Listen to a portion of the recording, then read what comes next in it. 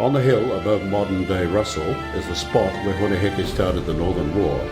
His name will always be linked with this period in history from his actions in cutting down the British flag that flew over Ruapekapeka. Heke, born in 1807, was an influential rangatira, chief and warrior of the northern tribe Ngāpuhi. Born in Pakaraka on the Bay of Islands, he attended the mission school in Heke, where he was influenced by the missionary Henry Williams. Considered quick and intelligent, the missionaries found him mischievous and troublesome. At 6 feet tall and well built, blessed with charisma, he was an imposing figure. His nose, though not predatory ukaka or strong hook nose that distinguished some great Māori leaders, was prominent and well shapen. His prominent jaws and chin denoted firmness and resolution. The old Kaikohe natives of today speak of Heke's kauairoa, his long chin, as the salient character of his face. He was tattooed, but not with the full design of moko, such as those borne by his great kinsman and antagonist, Tamati Wakanene. Noted in battle as a young warrior during the early 1830s, fighting in intertribal wars, Heke turned to Christianity in the mid-30s during a period of peace that marked an apparently new phase of quiet studiousness in Heke's life, learning the scriptures and something of the outside world, even becoming a lay preacher.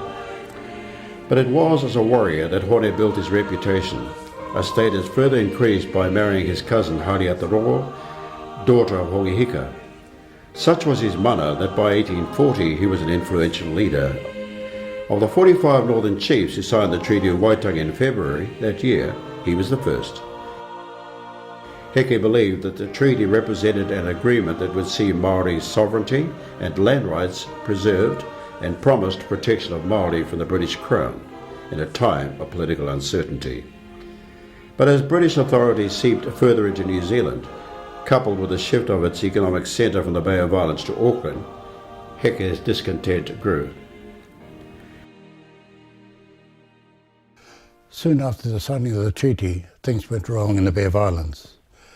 Up till the signing of the treaty, Heke and Pōmare had the Bay of Islands themselves, with boats coming in from Europe, from all over the world, and Bay of Islands the first stop, being the capital of New Zealand. He was not pleased with the introduction of taxes, custom duties, and that his revenue from the whaling ships was being diverted to the Crown. Land sales and economic enterprise, such as Cody tree felling, were coming under government control. Māori methods of law and order were being replaced by British practices, compounded by a lack of respect given to the authority of the chiefs in favour of the Crown.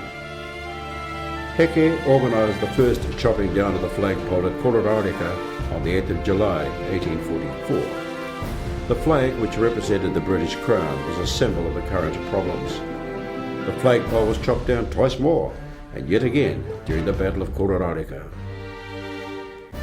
God made this country for us. It cannot be sliced. If it were a whale, it might be sliced. Do you return to your own country, which was made by God for you? God made this land for us. It is not for any stranger or foreign nation to meddle with this sacred country. Heke died on the 6th of August 1850 from tuberculosis. Claim and counterclaim were made for his body. The missionary Richard Davis, who had given him spiritual support in the last months of his life, made a request for a Christian burial but was refused. He was allowed to read parts of the funeral service before the body was taken away. Interred in complete secrecy in the burial ground called Kongarapa at Pakaraka. Here, Heke joined notable tribal leaders of the past.